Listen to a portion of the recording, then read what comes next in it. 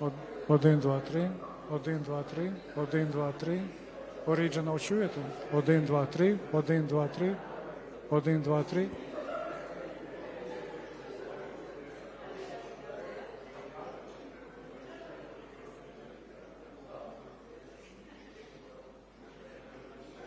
Один, два, три, 1, 2, 3.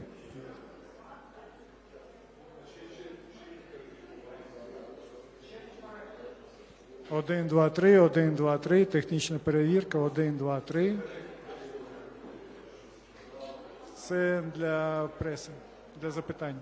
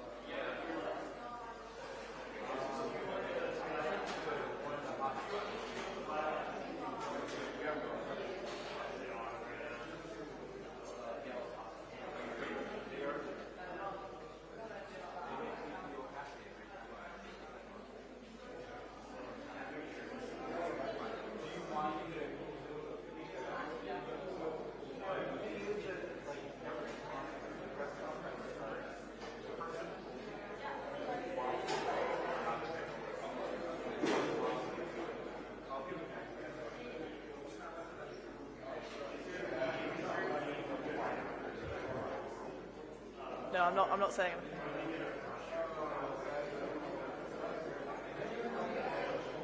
Do you want me to move over?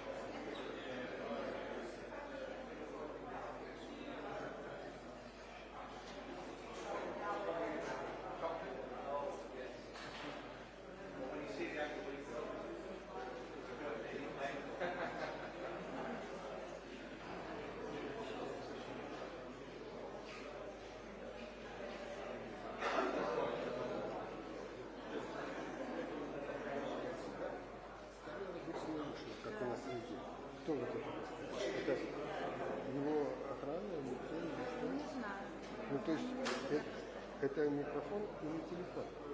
Я не знаю. Можно нажать это? Да? Хорошо? Можете підійти на секундочку? Да, будь ласка.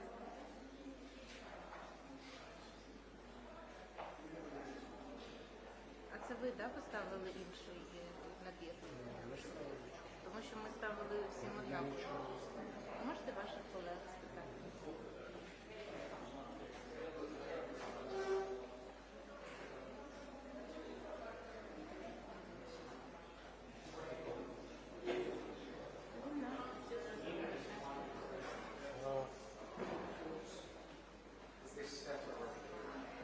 This is the secretary. This is the secretary. It's okay. Yeah. It's good. Yep. I tested it. Okay, It great. works. Because our Yeah. is worried. It works. Yeah. Must he prepare the sensor for Thank you. Yeah. Yeah. This is the secretary. We tested it. Test it again. Be sure.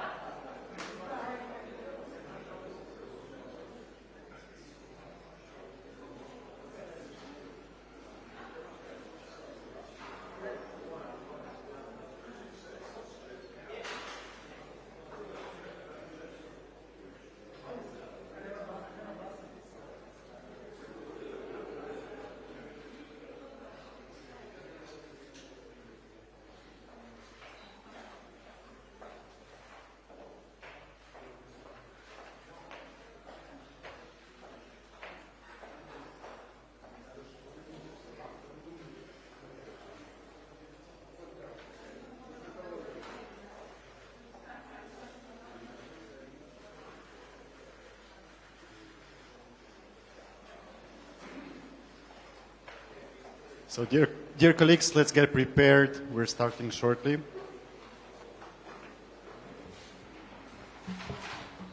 You might need headphones, Excellencies. Thank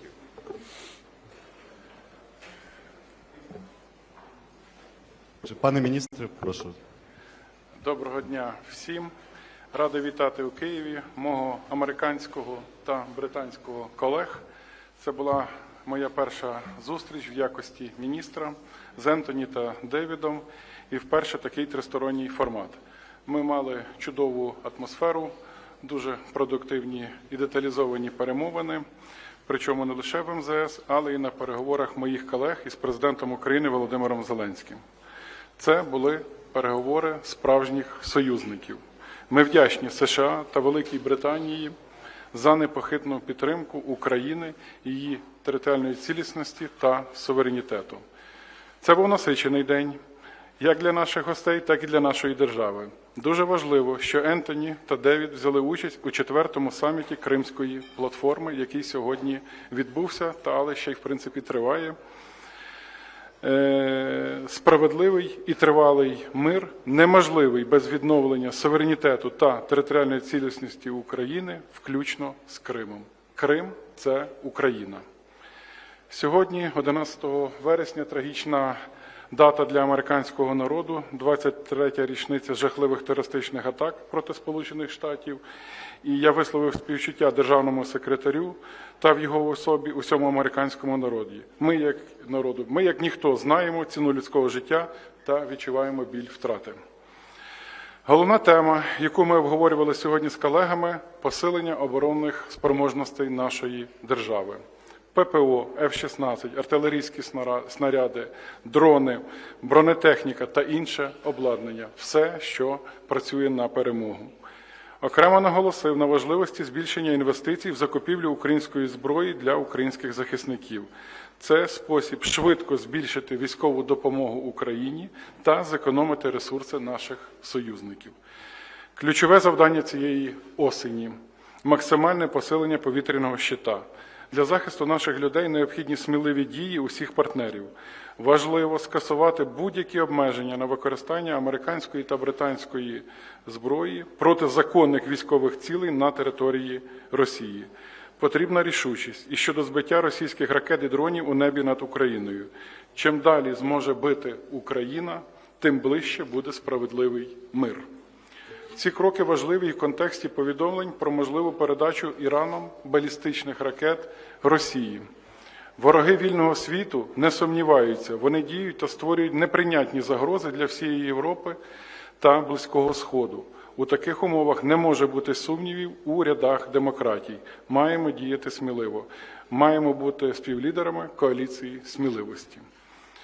Необхідно посилювати санкції проти Росії та закрити повністю будь-які лазівки для їхнього обходу. Маємо повністю закрити Росії доступ до ресурсів для продовження війни. Важлива і подальша робота над використанням заморожених російських активів задля підтримки України. Росія має заплатити. Міжнародне право надає всі законні підстави для використання не лише прибутків відсотків, але й самих активів. Закликаємо до рішучих спільних дій. Окремо обговорили кроки з посилення економічної стійкості та енергетичної безпеки України напередодні зими. Вдячні США та Великій Британії за підтримку нашої енергетики. Окремо поінформував колег про застосування Росією боєприпасів, які містять небезпечні хімічні речовини проти наших воїнів, і наголосив на необхідності жорсткої колективної відповіді на ці дії російському агресору. Ми обговорили спільну роботу над підготовкою до другого саміту миру. Розраховуємо на підтримку американської та британської дипломатій у розширенні коаліції формули миру та кількості підписантів підсумкового комюніке саміту миру. Формула миру не має альтернатив. Окремо зупинилися на подальшій інтеграції України в НАТО. Цей курс для нас залишається і є пріоритетним та незмінним. Потребуємо історичних рішень на шляху, історичних та швидких рішень на шляху до вступу України в Альянс. Членство України в НАТО – це необхідна умова для міцного та довгострокового миру в Європі. Насамкінець хочу відзначити дуже високий рівень обізнаності наших партнерів із ситуацією в Україні та повне розуміння, що перемога України у війні є необхідною умовою для мирного майбутнього Європи та усього світу. Дякуємо нашим найближчим союзникам за лідерство у підтримці України. День був дійсно насиченим і продуктивним. І передаю слово своєму американському колезі Ентоні Блінкен. Прошу. Well, Andrii, thank you very, very much. And thank you for your hospitality today, but also thank you for the very good work we've been able to do today. I was very pleased as well with David Lammy to be able to spend time with President Zelensky and other colleagues. And the Foreign Secretary and I came to Ukraine today to really hear from our partners how we can continue to work together to help Ukraine defend its people, defend its territory through the fall fighting season into the winter as Putin continues his vicious war of aggression. And also how to continue to set up Ukraine for success as a strong, independent country for the long term. We're going to take what we learned back to President Biden in my case and the Prime Minister in David's case. The two of them will meet in just a few days' time in Washington to discuss how our countries will continue to support Ukraine. And we'll also use what we learned to further rally support among many countries that are behind Ukraine. We'll be at the UN General Assembly in just a couple of weeks' time. We'll be meeting with many allies and partners as well who are in NATO, the G7, the compact of states that have signed bilateral security agreements with Ukraine. All of this is happening in the coming weeks. It's important that the Ukrainian people continue to hear directly from us. We remain fully committed to Ukraine's victory, to not only ensuring that Ukraine can defend itself today, but can stand on its own feet strongly, militarily, economically, democratically, for many, many days ahead, to securing the path the Ukrainian people have chosen toward greater integration in the Euro-Atlantic community, including the European Union and NATO, to getting a just and lasting peace. The bottom line is this: we want Ukraine to win, and we're fully committed to keep marshaling the support that it needs for its brave defenders and citizens to do just that. Now, support for Ukraine will endure because it doesn't depend on any one country, any one party, any one election. Here today, the United States, the United Kingdom are united in support of Ukraine and its success. But we're united along with dozens of other countries, including the enduring coalition of more than 50 countries that have provided more than $100 billion in security aid to Ukraine since February of 2022 and continue to materially support Ukraine today. Our message, our collective message to Putin is clear. Our support will not wane. Our unity will not break. Putin will not outlast the coalition of countries committed to Ukraine's success, and he is certainly not going to outlast the Ukrainian people.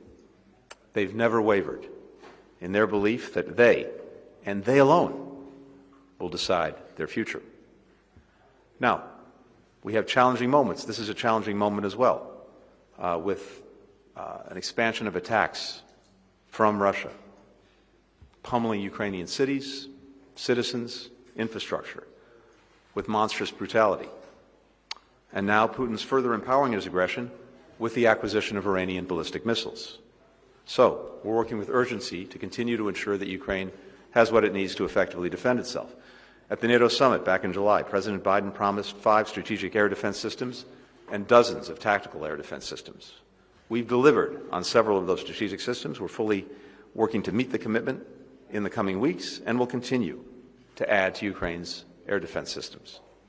We've also supported and trained the F-16 program that is now flying over Ukraine. The United States continues to be the largest provider of security assistance to Ukraine and to lead the international coalition in support of its defense. As we're meeting here today, we're again seeing Putin dust off his winter playbook, targeting Ukrainian energy and electricity systems to weaponize the cold against the Ukrainian people. That's why today we're announcing $325 million in new funding to help repair Ukraine's energy and electric grid. And we'll rally additional support from the G7 plus countries when we have a meeting of the Energy Coordination Group in the next couple of weeks. I'm also announcing today $290 million in new humanitarian support to help provide vital services like safe drinking water, food, shelter, medicine to millions of people in Ukraine and around the region who've been displaced by Putin's war. And finally, we're announcing $102 million in additional funding in humanitarian demining to help remove landmines and unexploded ordnance that Russia's left behind across Ukraine. Now, support for Ukraine's defense and recovery is not only coming from Ukraine's partners. The United States and our G7 partners agreed to deliver $50 billion from Russia's frozen assets to pay for Ukraine's reconstruction and defense. And we're working to meet that commitment, to operationalize it. And we and our allies will continue to impose costs on countries that support Russia's war machine. For all of these challenges, Ukraine has made remarkable progress on each of its key goals since I was last here, which is back in May. They've made progress militarily in standing up a strong, enduring capacity to deter and defend against aggression. At the July summit, we declared that Ukraine's path to NATO membership is irreversible. And for the first time, NATO established a command dedicated to support Ukraine's membership. Last time I was here, 9 countries had completed bilateral security agreements with Ukraine. Now that number is 26 and counting, including, of course, the United States and the United Kingdom. That will provide a foundation of support for Ukraine's defense for years to come. And Ukraine's defense industrial base has grown 6-fold in the last year alone. In the coming years, that's going to give Ukraine one of the most advanced defense industries in the world, and it will be able to take that to the global market and take global market share away from other countries like Russia, and also supply NATO allies. Ukraine's making economic progress. We've been taking steps to make it easier for investors and companies to do business here in Ukraine. For example, together with the private sector, we recently announced a first-of-its-kind $350 million war risk reinsurance facility. That's going to make it easier for companies to invest, even as the war goes on. And Ukraine continues to make progress on deepening its democracy. It's taken important steps, including the Rada recently passing a law to reform oversight of financial crimes, expanding the number of judges on the anti-corruption court, delivering prosecutions in high-profile corruption cases. The active engagement and leadership on the part of Ukraine's engaged and committed civil society has been crucial to this progress. Now, more work needs to be done on reform. Ukraine needs to ensure investors and businesses that they're treated fairly and don't have to compete in a gray market. Ukraine needs institutions that are independent, effective, and free from political interference. That's crucial for the National Anti-Corruption Bureau, for its regulatory bodies and the boards of state-owned enterprises, and for the customs legislation that's currently before the Rada. These and other reforms Ukraine is pursuing because it's in Ukraine's interest to do so. It's what the Ukrainian people want. It's also essential as Ukraine moves down the path to the European Union and to NATO. The enduring commitment of the Ukrainian people is one of the main reasons that we're confident Ukraine will keep moving forward. No matter how great the obstacles thrown in their way, Ukrainians have demonstrated time and again that nothing can stand in the way of a people committed to shaping their own future. Thank you, Antony, for welcoming me here to Kyiv. And thank you, Tony, for joining me on this important and historic visit. I last visited in May, and I return today at a vital time because we are united in our ironclad support for Ukraine.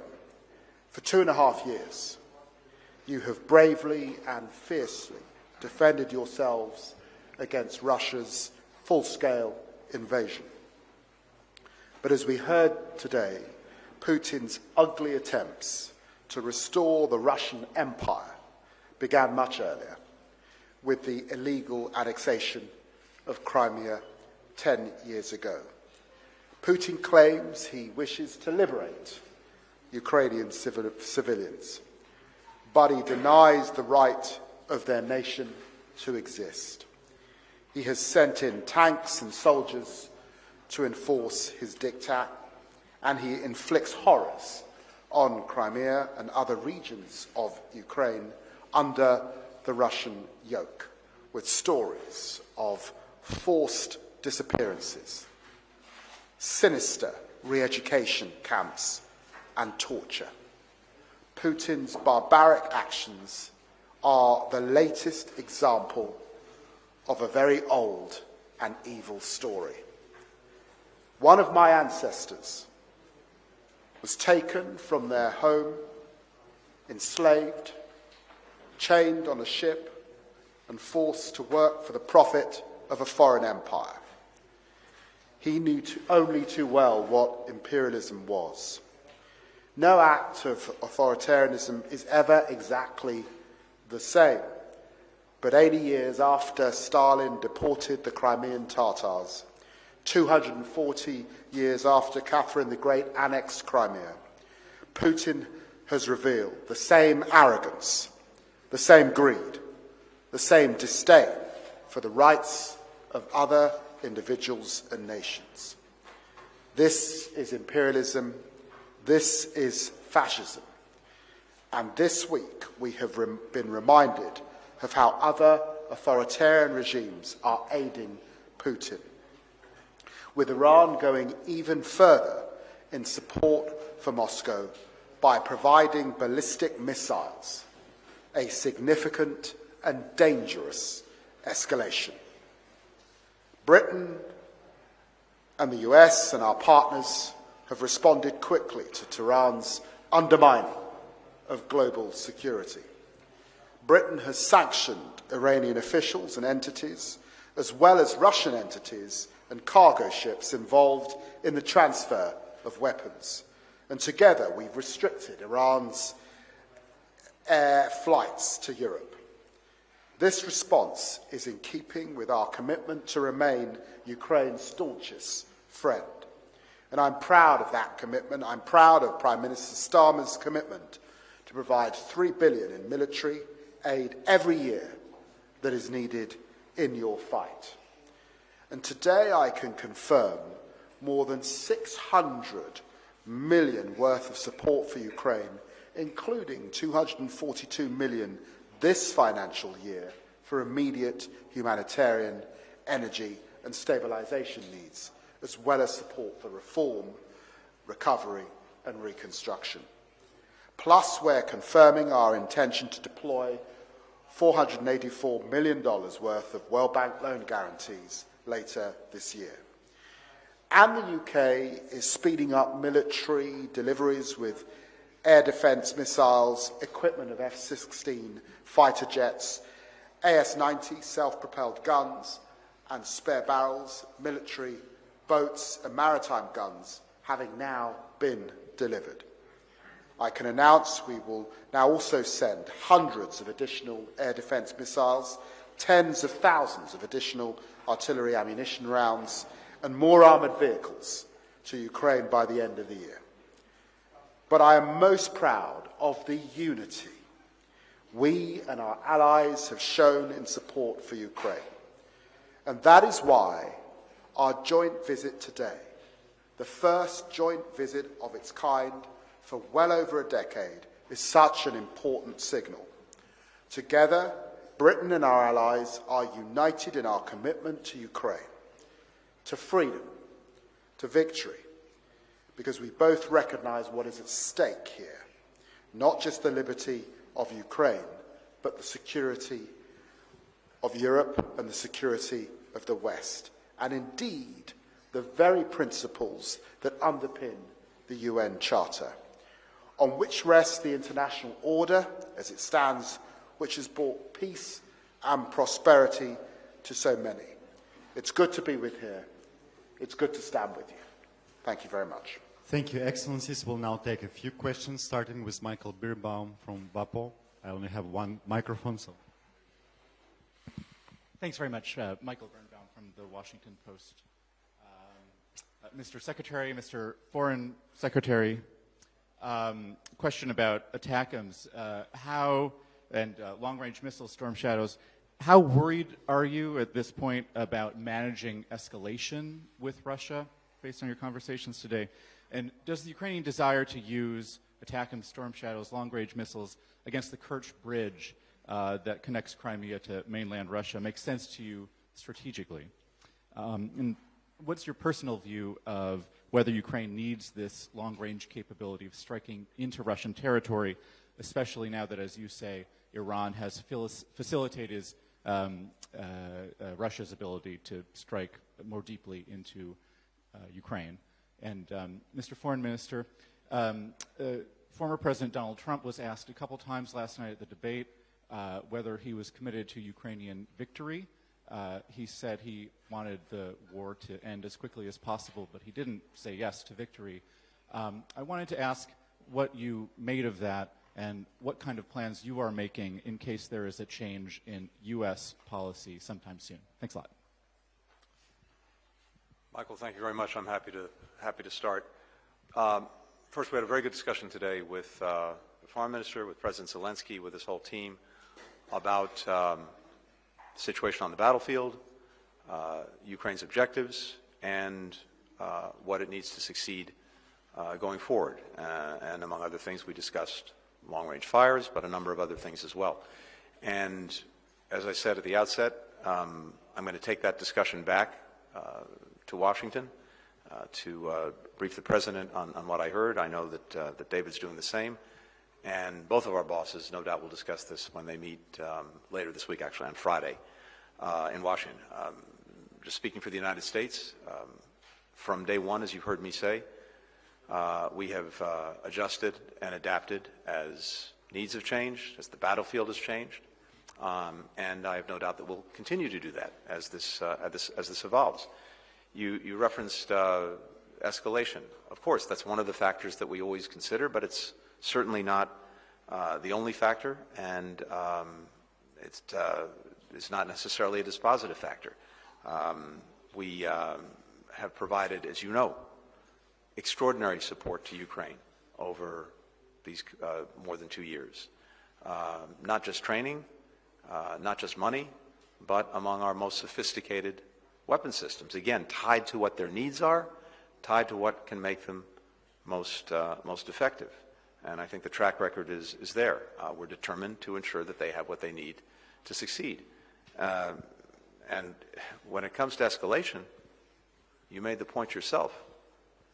We've seen Russia now pursue and indeed escalate its attacks inside Ukraine on civilians, on energy infrastructure, as well as on the Ukrainian military that's defending its country. And we've now seen this action of Russia acquiring ballistic missiles from Iran, which will further empower their aggression in Ukraine. So if anyone is taking escalatory action, it would appear to be Mr. Putin and Russia. I'll leave specific targets and questions for the experts. And of course, I don't have personal views. I have professional views in my capacity as Secretary of State, and I'll be sharing what we've learned on this trip with the President in the coming days. The escalator here is Putin. It is Putin who has escalated this week with the shipment of ballistic missiles from Iran. And we're seeing this new axis. Russia, Iran, North Korea. We urge China not to throw their lot in with this group of renegades. Renegades, in the end, that are costing lives here in Ukraine. So it's been very important for me to be here with Secretary Blinken, to meet, to listen, to learn, to strategize, yes, and to be able to inform the UK Prime Minister as we head out to Washington for further discussions. I'm also minded that as we head into the autumn, we have the UN General Assembly, where we're meeting with allies and parts of global majority countries, also to ensure that we have that support for Ukraine as we head into the late autumn and the winter. we have the G20, other forums, and we've wanted to talk about how we build on those opportunities going forward and how we put Ukraine in the best possible position as they head into a winter. And that has been the basis of the discussion. But let us be clear, we've not just talked about military support. We've talked further about sanctions. We've talked further about the humanitarian needs. We've had a detailed conversation about energy because of horrendous Russian attacks on energy supplies here in Ukraine. So this has been a breadth of conversation across the board about very strong allies and about our commitment. The UK commitment is not just for this winter. We're talking about a 100-year partnership because we stand with Ukraine for the long haul. Я повністю поділяю оцінки, які щойно прозвучали, це щодо ескалації. І з свого боку додам. Я дуже добре пам'ятаю, коли перед кожним принциповим рішенням щодо постачання нового чи нової якості типу озброєння для України постійно стояло питання ескалації, але рішення приймалось. І достатньо було волі і сміливості в наших союзників-партнерів ці рішення приймати. Мені здається, що після Курської операції українських військових ми можемо чітко говорити, що точка боязні ескалації подолана. Тепер щодо вашого запитання про можливі наслідки президентських виборів в США. Так, це очевидно, що буде новий президент, але ми віримо і переконані в твердій підтримці американського народу. Ми твердо віримо і переконані в двопартійній підтримці.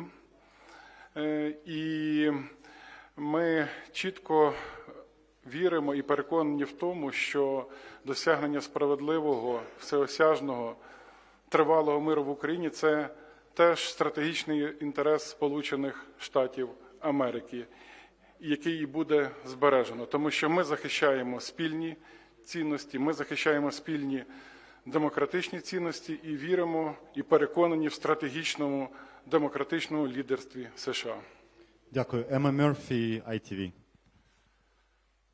Thank you very much.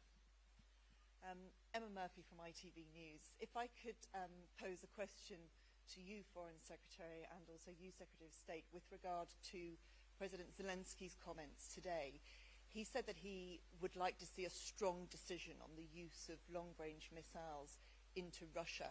How confident are you that you can take a message back to your superiors that will convince them of the need for that and get over divisions within your own governments potentially about the risk of escalation? And also, Mr. Foreign Secretary, could I ask how important it is to Ukraine on the battlefield that the long-range missiles are allowed?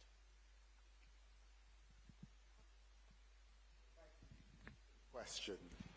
We've had detailed conversations today with President Zelensky. We recognize that Ukraine is on the front line of the fight for freedom, and also that over these last few weeks we've seen a tremendous loss of life of innocent men, women and children here in Ukraine. And I and the Secretary of State rededicate ourselves to supporting Ukraine at this particular time. President Zelensky expressed gratitude and thanks for Britain's $3 billion a year commitment that will continue for as long as this fight is needed. He expressed thanks for the milestone of the International Fund for Ukraine, the $1 billion that we are committed to.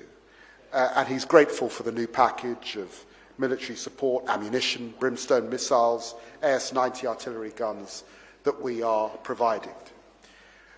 We are concerned about the attacks on Ukraine's energy. We are concerned about these glide bombs. We are concerned about the drones. We're very concerned about the escalatory action that we're seeing from Iran particularly.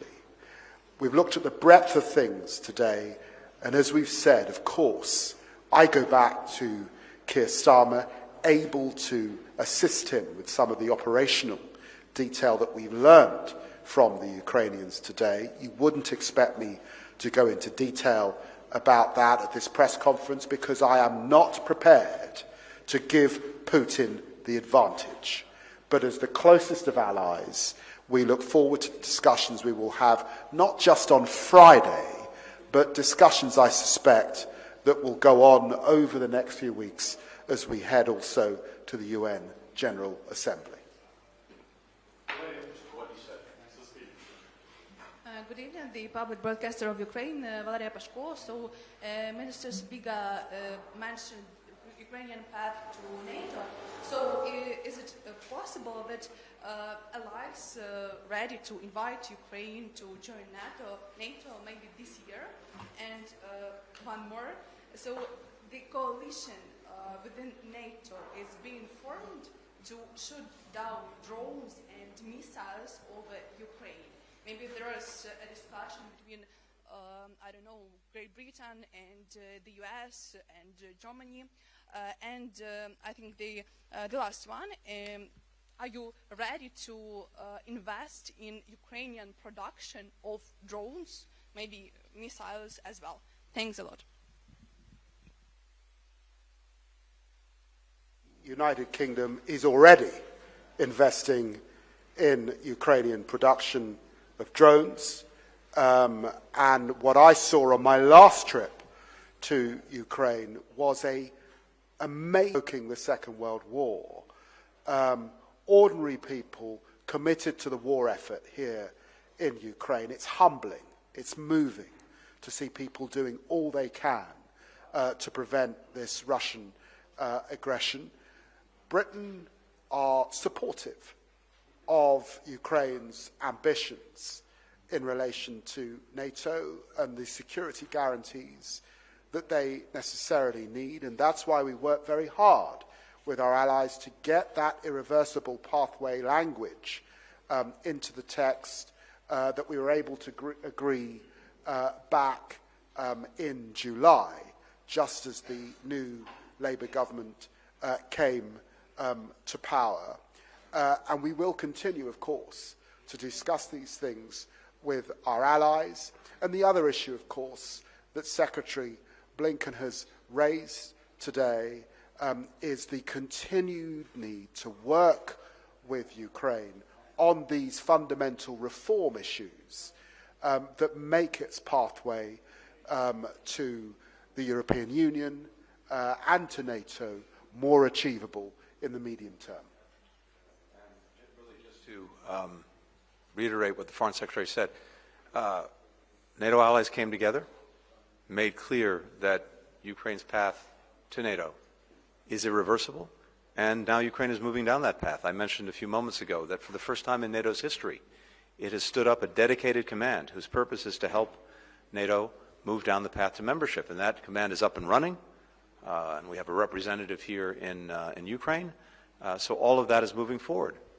And it's important that as that moves forward, Ukraine continue to move forward on the necessary reforms. But we see that on track and moving forward. With regard to the defense industrial base, I mentioned as well a moment ago, Ukraine's defense industrial base has increased 6 times over the last couple of years. That's the result of tremendous investment that a number of us have made. I think what's so important about that is that it also sets up Ukraine for the long term, because one measure of success, one measure of Ukraine's success, is going to be its capacity to stand strongly on its own feet militarily, as well as economically and democratically. And militarily, these investments in the defense industrial base, the production of what it needs to defend itself, not just today, but for many years to come, is the best way to guarantee that there's not a repeat of Russian aggression, that Ukraine has the capacity to deter aggression and, if necessary, to defend against it. We're also taking steps, besides making direct investments ourselves, as Foreign Secretary alluded to, we're also trying to make it easier for the private sector to do more in Ukraine, even in the midst of the Russian aggression. Some of the risk insurance is critical to that, and we've set up a facility to do that. I think companies around the world see Ukraine as a very attractive place for investment, even with the ongoing aggression, because of Ukrainian capacity. And that includes the defense industrial base. Deputy Secretary of State Verma was just here a few days ago, bringing members of the American private sector with him, including from the defense industry, and we expect things to come out of that. So all of this is moving forward. And again, I just want to emphasize, there are two goals in mind.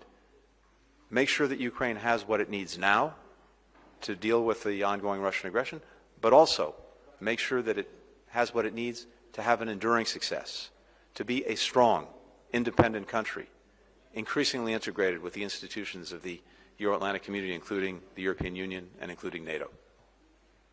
Я теж прокоментую ваше запитання щодо необхідності та можливості збиття російських ракет та дронів на територію України. Вже є непоодинокі випадки порушення російськими об'єктами повітряного простору сусідніх країн НАТО. Ми вважаємо, що Росія тим самим тестує і рішучість, і єдність НАТО, тому має бути тверда, рішуча відповідь спільна союзників на такі провокативні і ескалаційні дії росіян, які все частіше б'ють по об'єктах близько до кордону НАТО, по об'єктах, які поруч знаходяться з ядерними станціями України, почали бити і по наших підземних сховищах, які дуже близько знаходяться до західного кордону. Нагадаю, що у нашій безпековій угоді, яку підписав президент Зеленський з Туском, є пункт, в якому передбачається практична фаза консультацій між союзниками щодо вивчення можливості збиття ракет на територію України. І ми вважаємо, що це би був гідний і правильний крок на цьому напрямку. Сьогодні я мав розмову з генеральним секретарем НАТО, і я йому подякував за його публічну тверду позицію щодо такого рішення. Друге, ви запитували про наш шлях і швидкість до НАТО. Я дозволю собі поділитися спогадами. Я був поруч з Зеленським в бункері після 24 числа, і на другий день президент Зеленський прийняв рішення подати офіційну заявку стати асоційованим членом Європейського Союзу. Це, щоб ви просто розуміли логіку і той дух, який панував. Російські війська в цей час стояли під Києвом, лунала канонада. Але з тих стратегічних розумінь таке рішення було прийнято. На четвертий день ми підготували необхідні документи в дуже вузькому форматі і подали цю заявку. Через півроку ми отримали цей статус, виконавши по дорозі необхідне домашнє завдання і необхідні вимоги. Тому ми потребуємо і швидких, і історичних рішень щодо наближення України, щодо наближення членства України в НАТО.